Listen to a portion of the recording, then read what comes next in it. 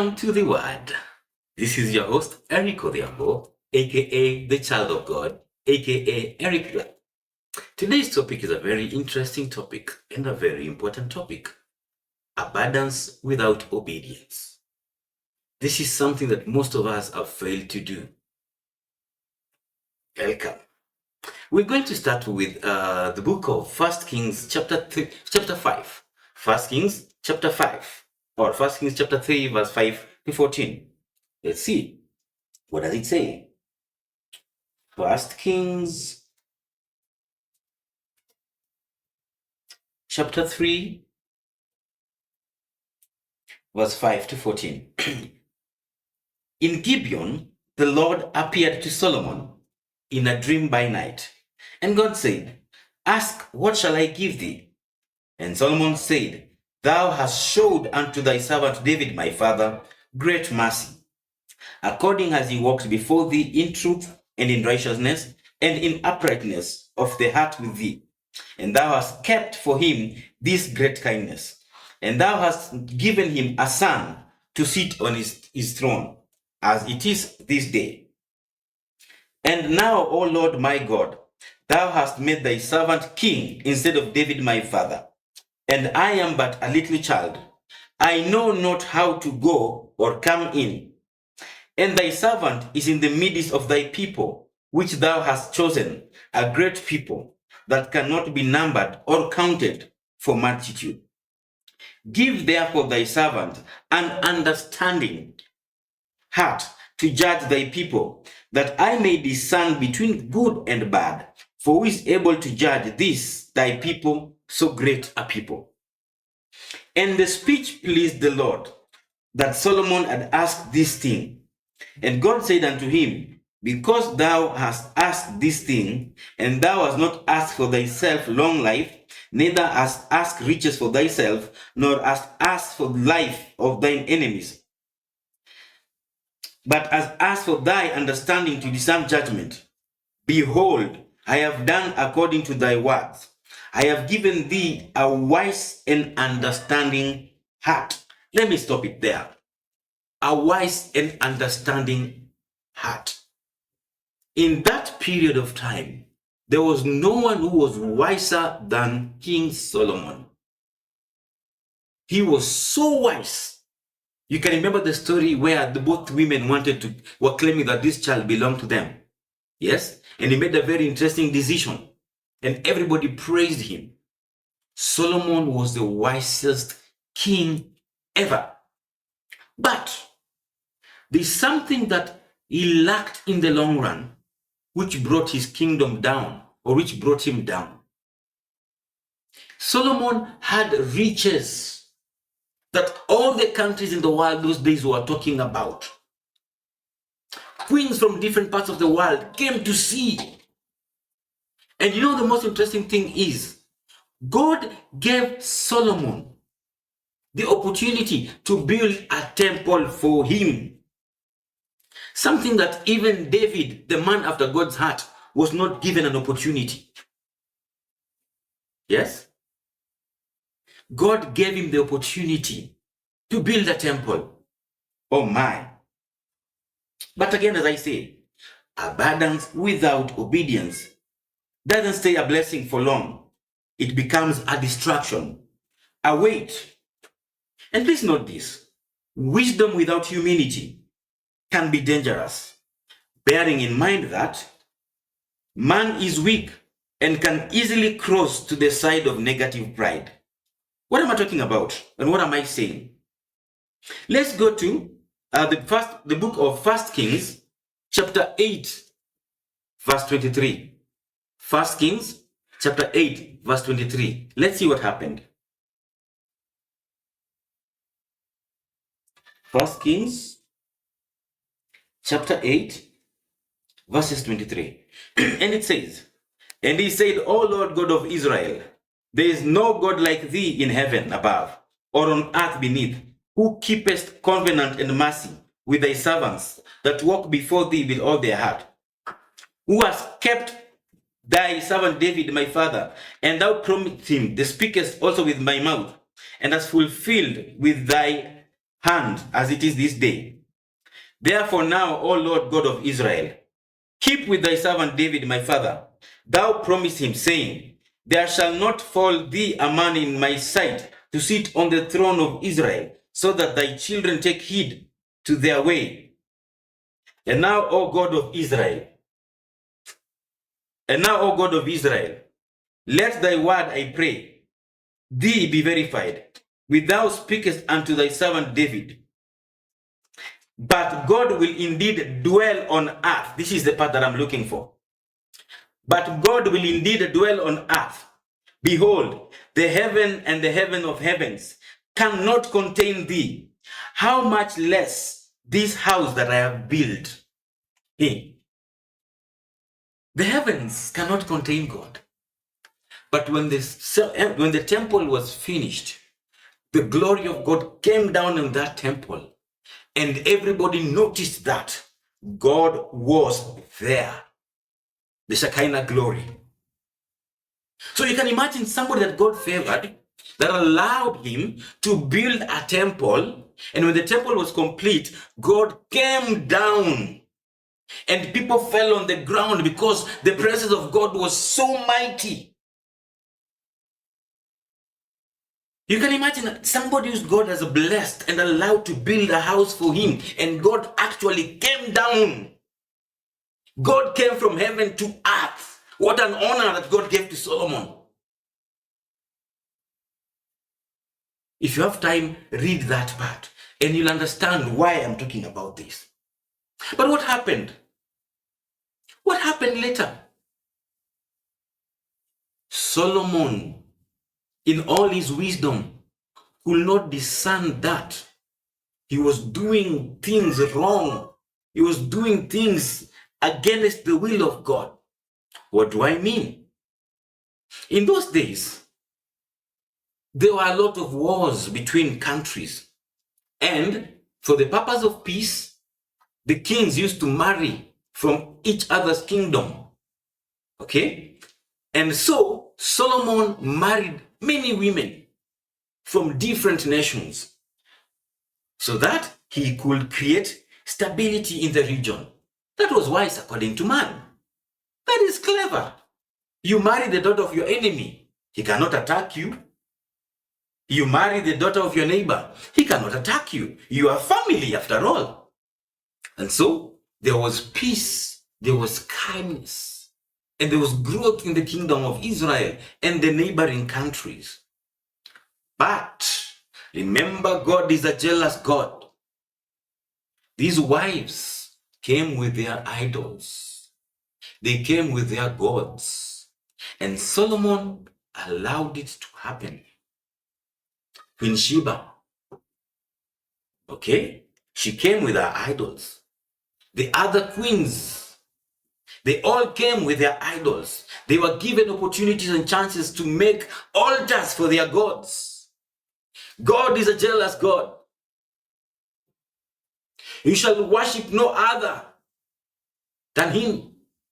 And so Solomon, in his wisdom, in his abundance, in the richness that he had everything. People came to see the mighty temple. People came to see the castle that he lived in. People came to see the gold. And this man was the richest man ever. This man was so rich. He was in abundance. But he didn't obey. And this will let you know that you might be wise. But if you're not careful, that wisdom can also be your downfall. Because wisdom without humility is a burden. Wisdom without humility is a burden. It can make you beat your chest and say, I am wise. They are fools. Yes, you are wise. But abundance without obedience is tantamount to foolishness. Let's continue. I hope you're getting my message now. Solomon, who built God a temple, and God's glory shone upon the temple in a mighty way. We've seen this in 1 Kings chapter 8, verses 23. He disobeyed God. Where? Let's go to Deuteronomy chapter 17, verses 17. Deuteronomy chapter 17. Deuteronomy chapter 17, verses 17. Deuteronomy 17. Neither shall he multiply wives to himself, that his heart turn not away. Neither shall he greatly multiply to himself silver and gold. I am not the one who's saying this. It's in the word. Read Deuteronomy chapter 17, verses 17. Okay? Neither shall he multiply wives to himself, that his heart turn not away. Neither shall he greatly multiply to himself silver and gold. Solomon married many wives. And these wives were the results of his fall. Because he was wise and he used the wisdom well, but he forgot one thing: to obey God. You shall not multiply many wives. I am not the one who said this. It is in the word. And something that I've discovered that is very hard for us to do is to obey God. Obedience is a very difficult thing for a man to do. Yeah. Just a woman obeying her husband is something that is very difficult. And the man obeying Jesus Christ and living according to the will of Christ is something that is very hard to do. Okay? Now, this is the wisest man in the world who was asked simply to obey. And he was blessed with wisdom and all the riches you can want. But he did not. What happened? He died a lonely man. You can imagine you have over 1,000 wives or 700 wives and 300 concubines all surrounding you, dancing and singing, and there is joy. But in your heart, you are so empty. You are so alone because you have realized that God has deserted you. God has walked away. This happened to Solomon. Despite the riches, despite the wisdom, despite all these wives, left. And when Solomon realized that, he said in the book of Ecclesiastes, as I'm finishing, we're going to go to Ecclesiastes chapter 1, verses 2. Ecclesiastes, a very interesting book. Huh? Ecclesiastes chapter 1. Vanity of vanities, says the preacher. Vanity of vanities, all is vanity.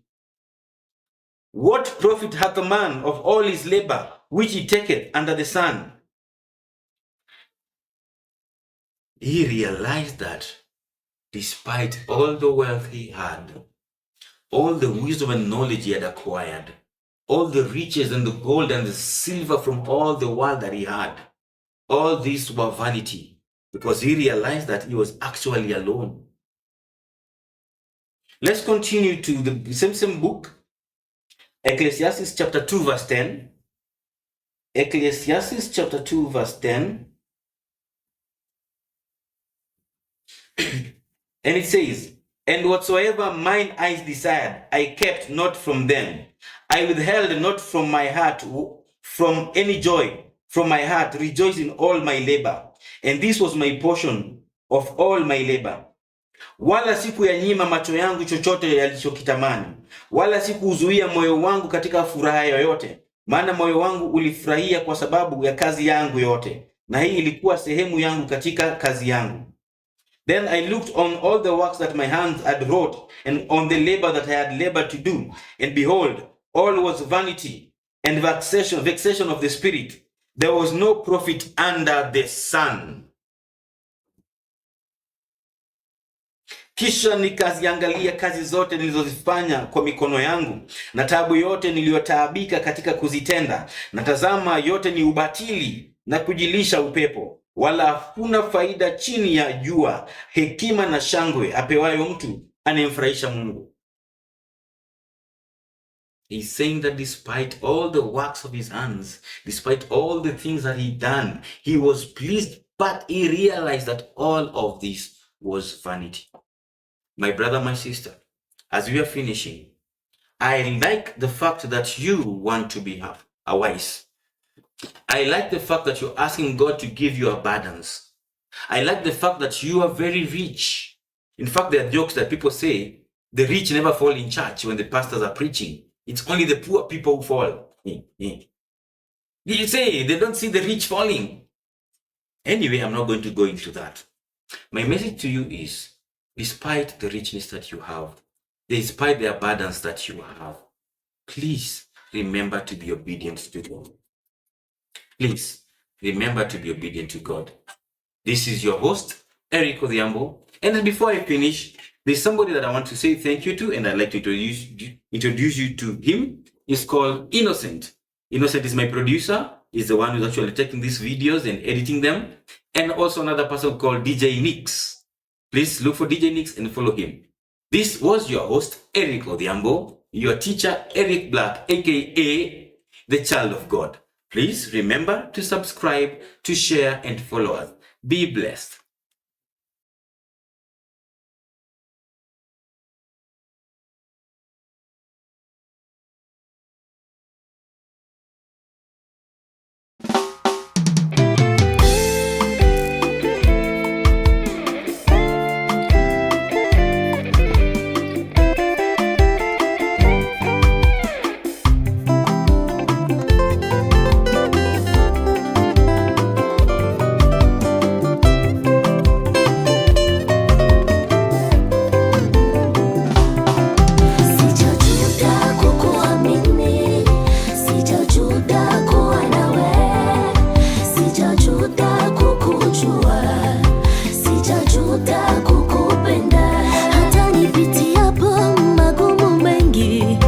Sijajuta kukuamini, magonjwa na tabu yanaponizunguka.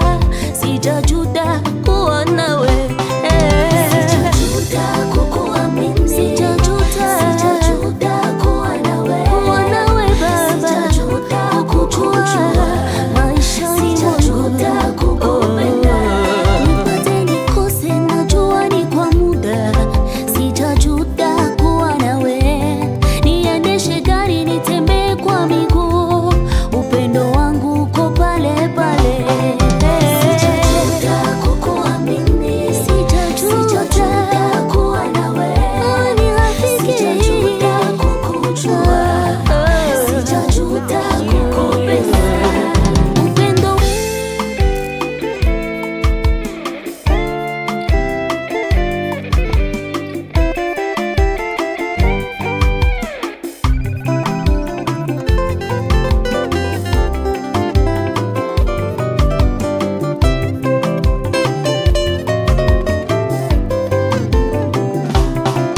sijajuta kukuamini, sijajuta kuwa nawe, sijajuta kukujua, sijajuta